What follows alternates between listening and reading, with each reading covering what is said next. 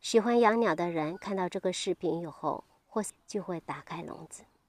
有个爱好看上去挺雅致的，提个精致的笼子，里面装着鸟，听着鸟儿清脆的声音，感觉好不惬意。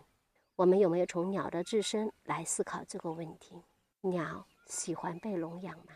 泰国高僧开示，养鸟是一种囚禁折磨方式。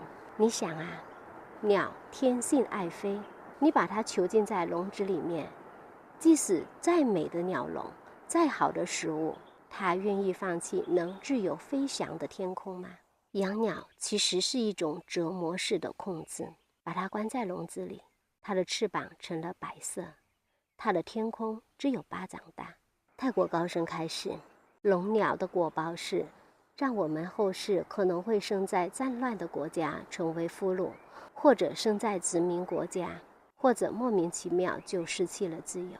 为什么呢？因为你让其他众生失去了自由，这样迟早会反噬到我们自身。这样的业力会让我们未来的生命当中遇到同样的遭遇。今天这个视频不是让你内疚，让你有罪业感，而是告诉你每一个生命的自由都应该得到尊重。我是嘉玲，愿你如意自在。